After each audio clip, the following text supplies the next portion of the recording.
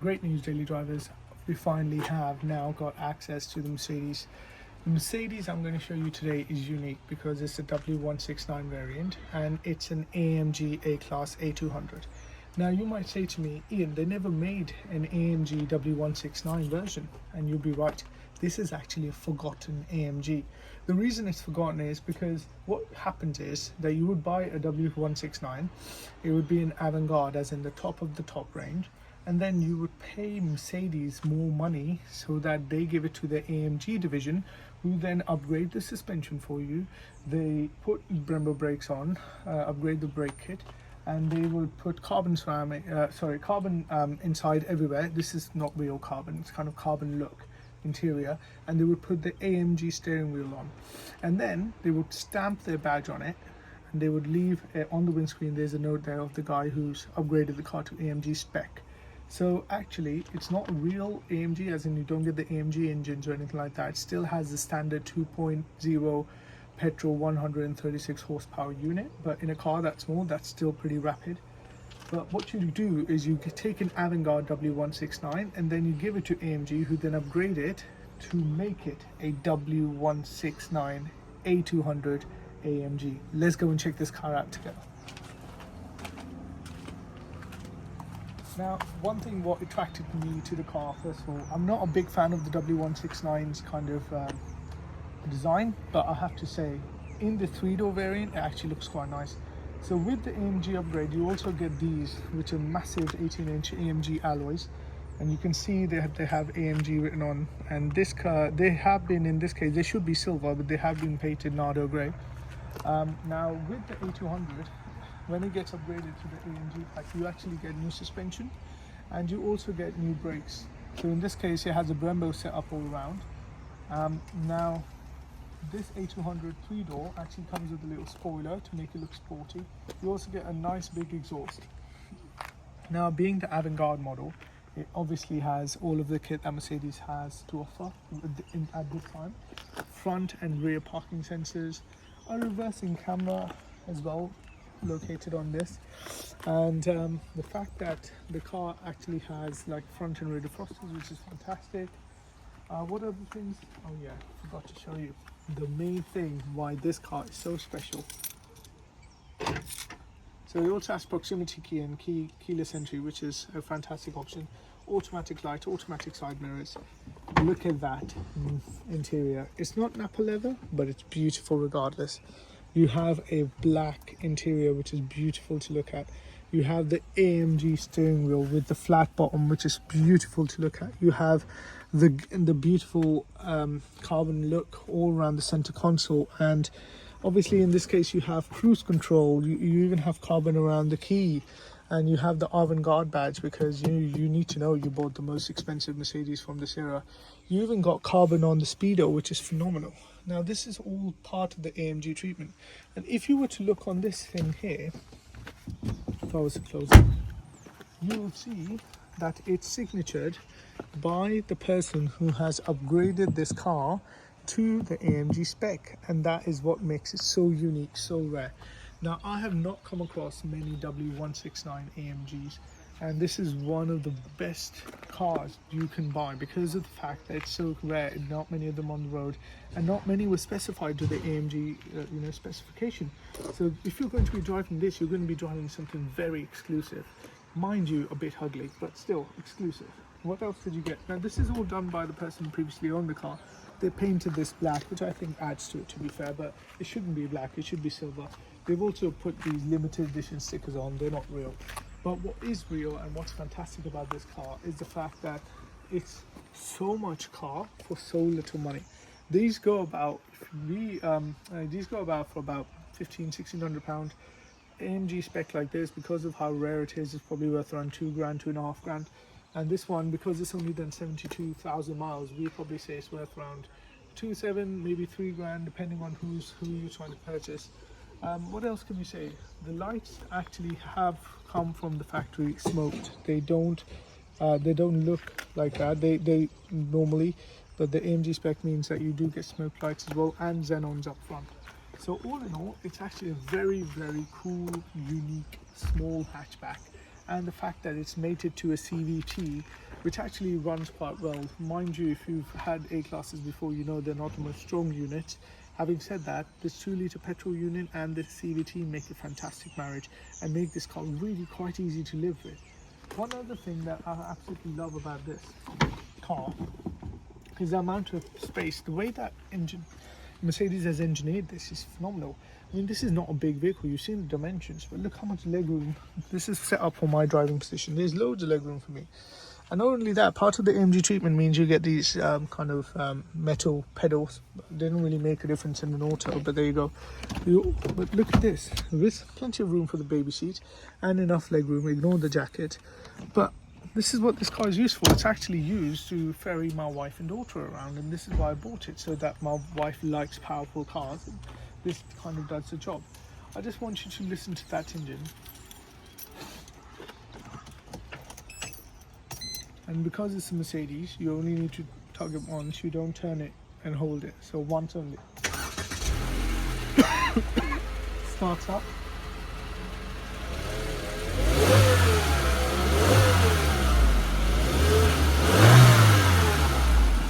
Now, this is a standard 2-litre. It's not a compressor engine, but these units are very, very strong. Now, why do you think I'm showing you this car? Because of how rare it is, and not a lot of people know that this car even exists.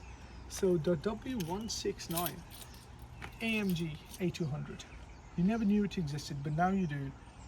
It's absolutely a wonderful little car and a genuine pocket rock. Take a drive in the Mercedes now. I have my wife in the car and my child as well, and that's kind of what this car's used for. It's a family hatchback, but it's a 3-door. The first thing that kind of strikes you is the fact that you're sitting so high up. You can actually, it feels more like an SUV. This is because of the kind of design of the A-Class and the second generation, the W169 variant. This particular one is the AMG model, as I talked about the forgotten AMG. It comes with literally everything: front and rear parking sensors, cruise control, AMG alloy wheels, carbon all around, literally anything and everything you could ask for in a car. The way it feels, the 2-litre unit is so well suited to this CVT unit, and you can hear this is a super bumpy road, but not a squeak or a rattle or even a kind of knock from a suspension. That shows to you that how comfortable Mercedes has really designed this vehicle. The dimensions mean, if you look at the road ahead, that even on a road like this where it's really quite narrow and well bumpy, you feel quite comfortable driving the AMG A-Class about. The dimensions mean you can see the corners, and that means that you can easily park this car. Now, this car did have a Mercedes reversing camera, which has also been integrated into the Android unit that's been installed, which is an aftermarket one. So it's really quite useful to have. One thing I think people forget about these W169s is that they're actually very, very easy cars to live with. They offer really good, actually surprisingly good packaging when it comes to room interior wise. Yes, you sit very close to the windshield. In this case, this is the case, and you do actually have a very flat dashboard. For what it's worth, you get a lot of room in the cabin, so it's quite hot, so I'm going to open the window. But what you sacrifice for, in my opinion, style, because the W169 and the one before it is not really, they're not very stylish, not very good looking cars, but somehow in this AMG variant it actually works. It looks quite cool, it looks unique, and that's what attracts me to this vehicle. In and around town, it actually handles really quite well. Despite being quite a top heavy vehicle, it handles really, really well. And that's surprising because it's based on an A-Class. But remember, when you upgrade it to this AMG model, what they do is they upgrade the brakes that you get, they upgrade the suspension kit that you get, and they also allow you to have better alloys, which means that the car actually has fairly good grip. Now, as far as acceleration is concerned, this car is rapid, to say the least. The 2-litre unit in it is only 136 horsepower. They did offer a turbo unit, but this one is not a turbo unit. What that actually means is 136 horsepower in a car like this size and this weight makes it quite rapid, and that's what makes it a joy to drive, especially in town. I mean, we're already doing 30. My daughter agrees, I'm doing rather fast. But another thing I would say about this car is the way that the interior is, it makes you feel like you're sitting in something special. The steering wheel, which is leather wrapped, flat bottom, carbon everywhere you touch, avant-garde badges, the fact that you have the sensor light there, the access to your steering, all of the buttons on the steering correspond with your radio, your control, and of course the Mercedes computer, which is in between the speedos, does make this car feel rather special on the road. It's not an eCVT, but it's a CVT gearbox, and it's so well suited. It changes, as you know, it holds the revs and changes accordingly. It's a belt that goes up and down a pulley. It does it so smoothly, like it's a perfect match. And yes, there are people out there that like to hear gear changes and everything like that. But remember, this isn't a full hardcore AMG. It's a AMG spec vehicle, the forgotten AMG, if you would. So, keeping that in mind, you have to respect what it offers. Good reliability, actually, for that unit. Not a lot of things go wrong with the 2-litre petrol unit. Yes, they have issues like all of them do with gremlins, electrical gremlins, but as far as the car is concerned, they're pretty solid. Yes, all Mercedes from this era suffer from rust, which is also the case in this car as well.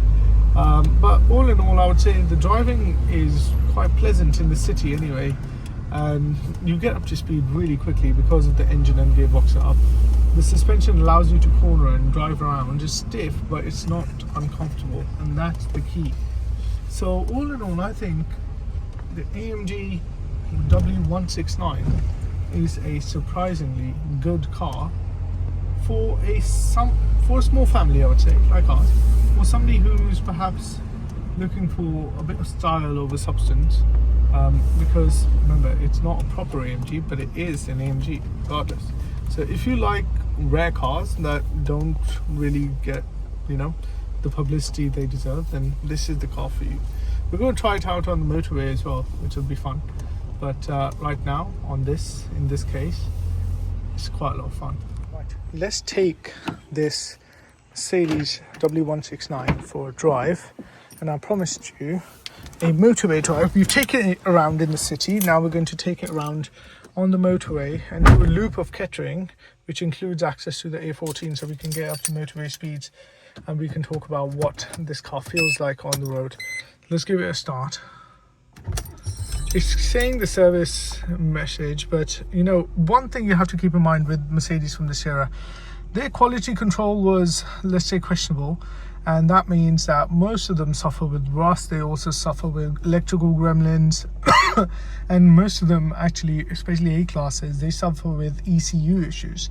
So if you're looking to buy one, just make sure it doesn't have any lights on the dash, and if it does, then get the codes for it and see if it's something that is very common and fixable. You might find that when you do your research that the car would actually show that people will tell you on forums that this is something that requires a major fix, and then factor that in to the cost of the vehicle. As far as how it feels inside, it's beautiful to look at, very comfortable. The seats are very comfortable. The windscreen is very close to you, so that's something you have to keep in mind. Other than that, plenty of leg room for somebody who's 6 foot, and as I said, there's plenty of leg room for the people in the back as well. When you're sitting in here, it does actually make you feel kind of special, and you have access to pretty much all the luxuries that Mercedes offered at this time. The thing that makes me feel special though is the steering wheel. This is an AMG steering wheel, leather wrapped, handles on the side for when you're gripping around a corner, flat bottom, really does inspire. And because it's an A-class, it only has one stalk, no indicator. Everything is controlled by that one stalk, including indicators and wipers, everything there. And of course you have your limiter and cruise control included. Now, how can I say, what I do not perhaps like about this car is the fact that you actually sit quite high up, and even though it is a AMG, one thing it does struggle with is its cornering ability, because of the fact that this car is quite top heavy. When you corner hard, you can definitely feel the car lurches a little bit. Having said that, if you've driven a normal A-Class, you know how much they do lurch. There's a distinct difference between this and a normal A-Class. Because of the AMG suspension setup, this car actually corners really quite well, and that's something that I think makes this car feel extra special. One more thing that I think people don't realize is how unbelievably comfortable these leather seats are. They are so well bolstered and they're super comfy, especially these pads here. You can see I'm pressing them lightly with my finger and this to just go in. It's a very comfortable seat, and therefore you don't notice the miles when you do it in this car. I mean, I took it to Leicester, which is not granted not that far from Kettering, but it's about a 15-minute drive. It was comfortable, it was reliable, it got me there, it hardly drank any fuel.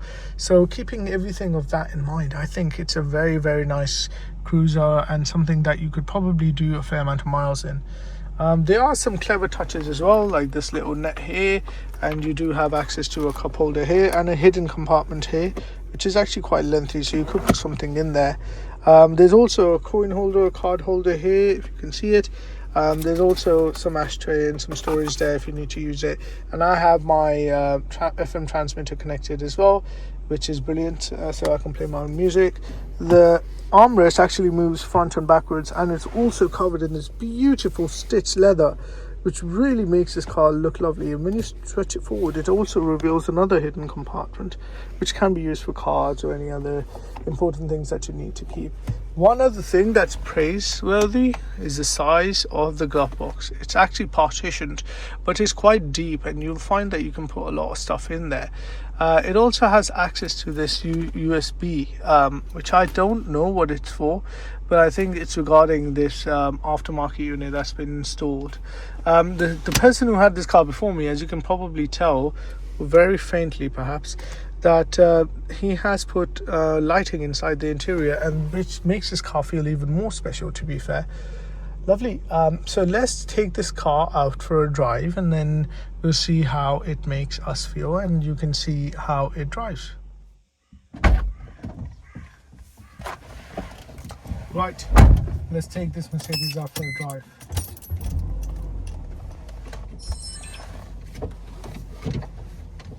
One thing I think other A-Class owners, 3-doors ones, complain about probably is the fact that they have to reach around for the belt, which is not brilliant, to be fair. Okay.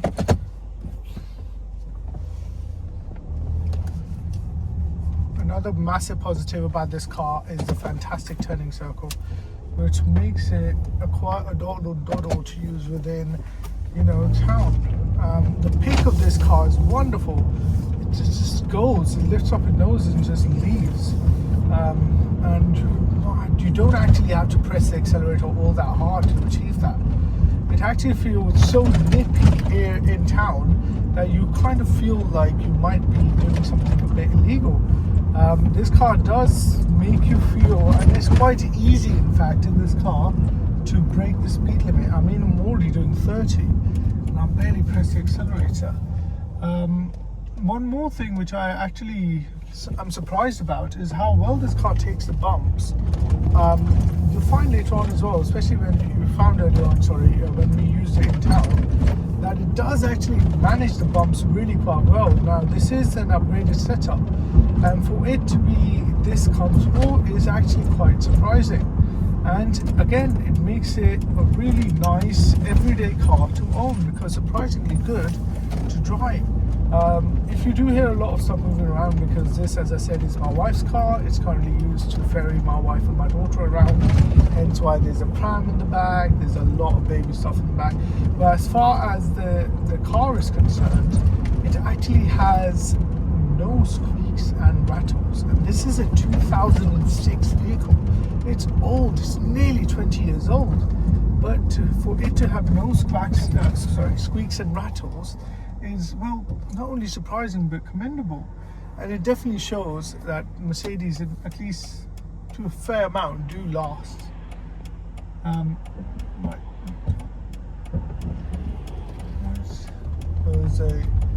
There's acceleration down here. So again, this is CVT, so it holds at 2.5 RPM, and we're already at 40.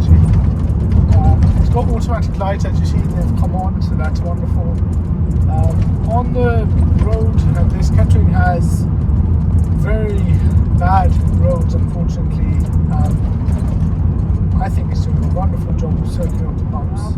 What I absolutely love about it, though, is the way this car is on the road, the feel it has. It has good grip. Those AMG alloys have fairly wide track tires on, which mean when you do cornering in this car, the car actually does a good job of taking you around the corner. One other thing which I absolutely have to say makes it easier to live with is the sound insulation, which in this car is very, very good. The doors are very heavy and very thick, which means that the safety rating of this car is very high. So that's one of the reasons why I ended up using it for my wife, is because this car has been designed so that if it has a front impact, the engine goes underneath the vehicle, which is wonderful.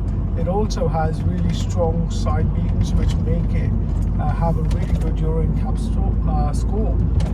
Another thing that Mercedes clearly has taken into consideration is safety systems like ESP, traction control, which is the same thing. That this car has ABS, curtain airbags, which is a kind of a fantastic thing, because it gives you that little bit of peace of mind, which is absolutely vital when you're going to put your family members in this car. Even though this has an aftermarket Android unit, it has been integrated with the Mercedes controls, so I can control everything from it. And the Mercedes computer that you have in that little screen is very informative. Not only does it tell you how much fuel you're using, how much MPG you're doing, how much fuel you have left, if you have any calls coming in, because you can connect your telephone to this, so it has hands-free. It also tells you if you have the audio on and the radio on, it tells you what radio station is on and which one you're listening to. So it's really, really good in that sense, to be fair. One of my thoughts on the Mercedes AMG W169, the fact that it's such a rare spec vehicle makes me love it to bits. I mean, as a car enthusiast, let's go for it.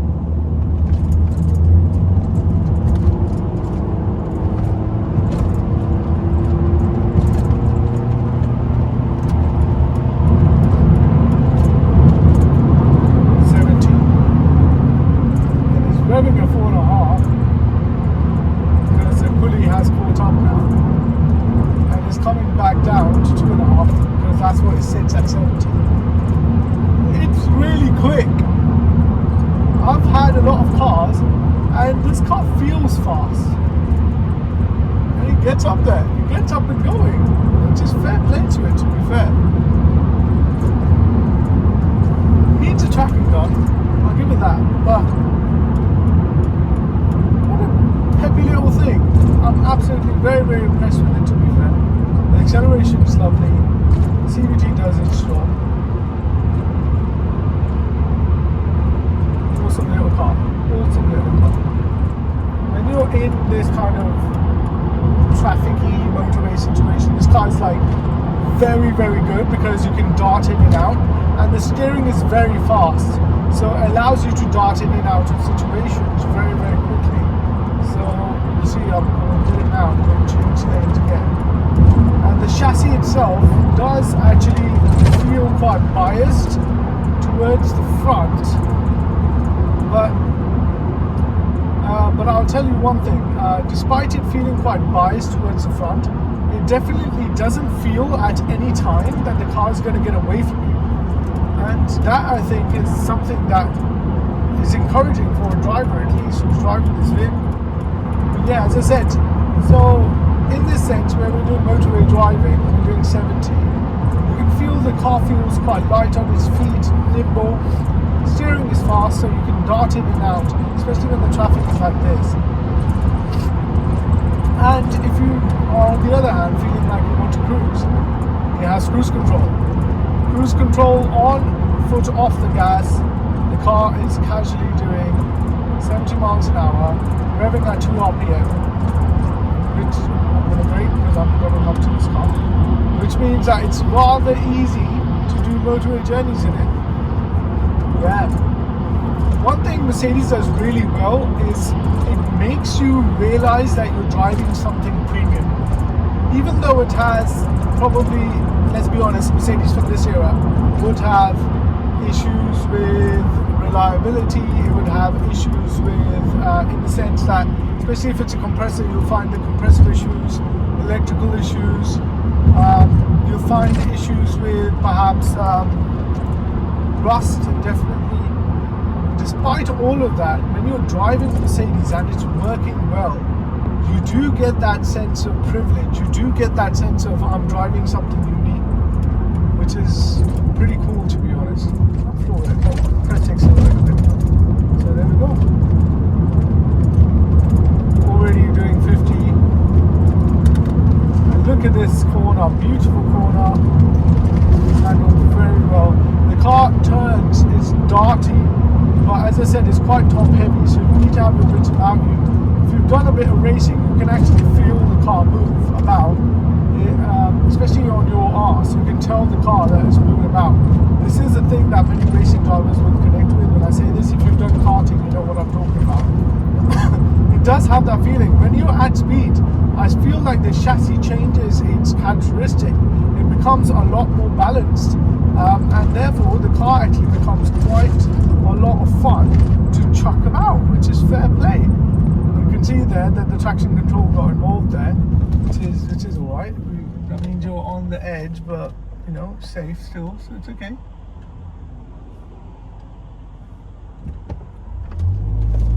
And this is what this car is perfect for, the fact that you can just get away on roundabouts and you can not worry about like slowing people, getting slowed down by people, whatever the case is, because she's just fast. She gets out there, she's out there, and she makes it very, very easy for you to drive. There we go, back to 2.5 RPM. It's realizing that I'm off the accelerator now, so we'll choose the best, most efficient way of doing this drive. An absolutely beautiful car. I love it so much, hence why when I drove it initially, I just fell in love with it because it's so unique. It has such a rugged kind of unique charm about it. Yes, it looks a bit weird, it's not really that good looking, but in this spec, in the AMG spec, it stands out of the crowd, and that's what makes this car brilliant. It has this, if it wasn't any other car you'd find it vulgar, but in this car somehow works. There's carbon interior, it has the AMG wheel, it has all of the kit making your life easier. What a fantastic piece of kit. And I think whoever's driving it will be absolutely chuffed to bits with it, to be fair. I'm going to put it back into comfort mode and just relax, because this is what this car does, it's just comfortable. What are my kind of go-to tricks or buying advice when you're looking at one of these? Make sure that, like this one, you have lots of history with it. This comes with 2 remote keys, which is fantastic, both of them work. It has good service history, in fact full service history, 272,000. It has a lot of paperwork with all the history and all the stuff that I've done with it as well. I've kept a good record of it, so that's wonderful. Realistically, if you're not a mechanic and you're not into cars and you're not willing to take the risk, just walk away from a car. Especially with these A-classes, the things that I would recommend you do is definitely check the oil level, because if they have been ragged, even if they're 4 parts strong engines like these, they will start to burn, just like any engine, a lot of oil, so just keep an eye on that. Make sure the coolant, all Mercedes have issues with coolant, especially from this era. They normally have the coolant, what's it called, the water pump develops issues and then it needs replacing. A really common issue with this A-Class, whether you're buying a diesel or a petrol, is the starter motor.